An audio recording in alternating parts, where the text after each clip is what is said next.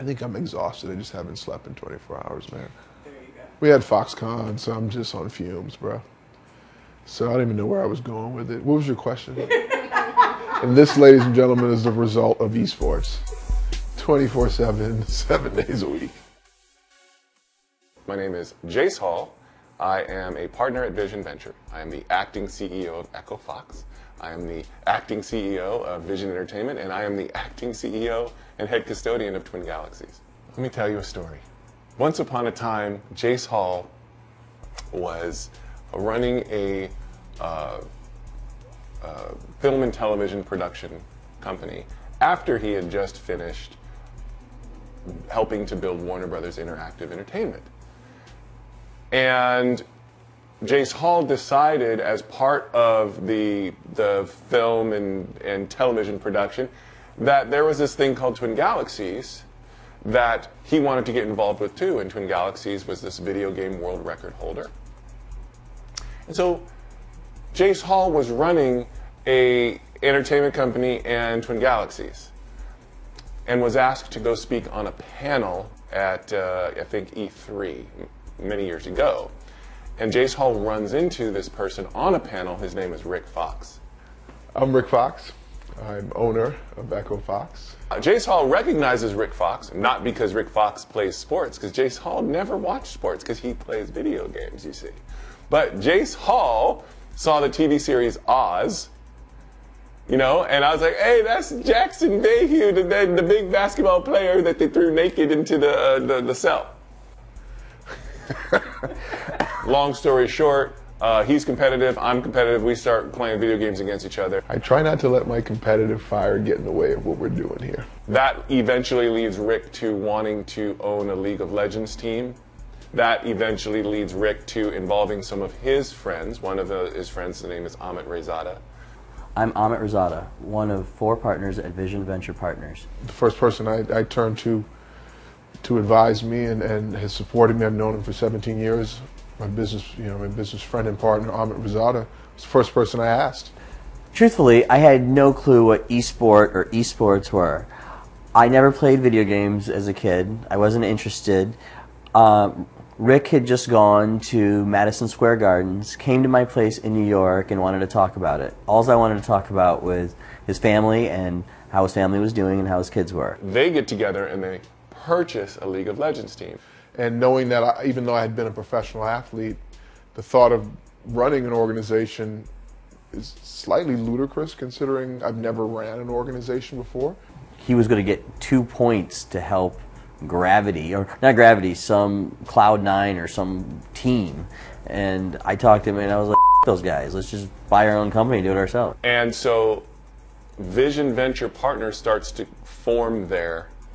And then we have a third character, or technically a fourth, because there's me, Rick, Amit Rezada. Then there's Stratton Sklavos. I'm Stratton Sklavos. I'm one of the partners here at Vision Ventures. So here you have this guy who built VeriSign, which is this huge authentication, big Silicon Valley company, right?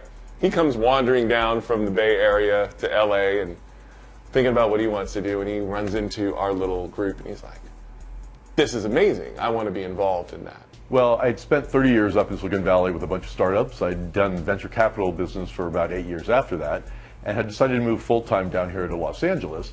And as I was about to start my own venture firm here, I had dinner with Rick Fox and Amit Rezada, friends of mine. They told me about Echo Fox, they told me about esports. I thought to myself, wow, that sounds a lot like pro sports, very much like what I had done with the San Jose Sharks. The business model for VVP is that of any sort of venture firm, right? You invest money into things.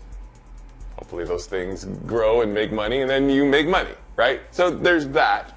And now, because you're starting to see esport pros, you're seeing pros making hundreds of thousands of dollars. You're seeing endorsement contracts. You're seeing these viewerships on television or on streaming networks. I think it's what the next generation is. Their affinity to it is much stronger than it is now to Major League Baseball or perhaps even NFL football, both of which have been losing viewers, while esports have just been growing gangbusters. Vision Venture Partners is not a passive investor. once it invests into something, it gets into it. Over my career, I've done hundreds of transactions and probably built a good 75 to 100 operating companies. And out of all those companies, there's one thing in common.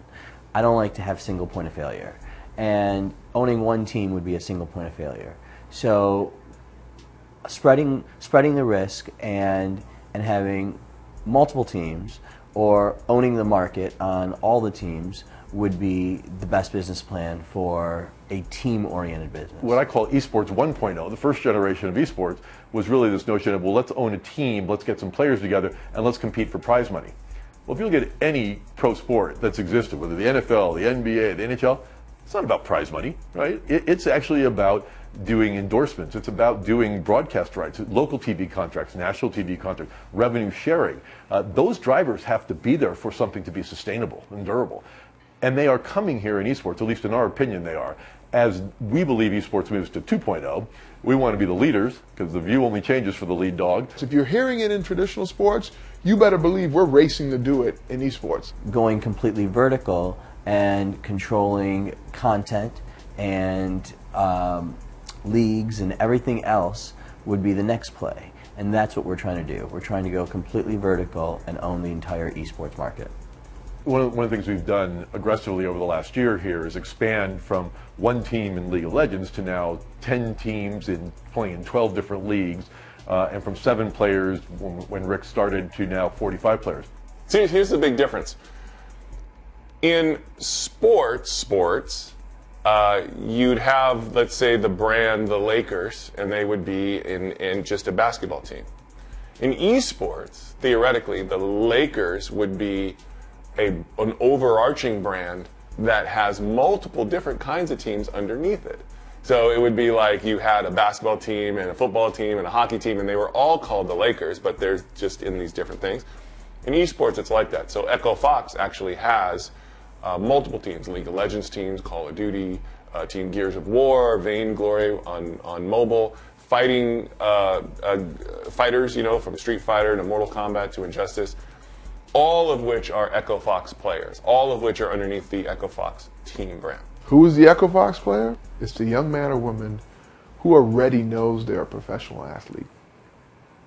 They're not questioning that. It's the young man or woman who has mastered the skill that they have spent their lives passionately pursuing and is now ready to compete and become a champion. Esports that we know today, as we know it today, is just sort of this natural, larger outcropping of something that I've been involved with since the very beginning. So it's exciting because I've watched sort of my favorite pastime go from being this obscure, ridiculed thing to becoming much more mainstream, and everybody's sort of participating in it, which is great on one hand because I think it's a great overall thing to be involved with, but it sucks for me because this used to be my little private little universe, and now everybody's all in it and just having, you know what I mean? It's like I'd be in school, I'd be like, oh, you guys are going to football games and stuff.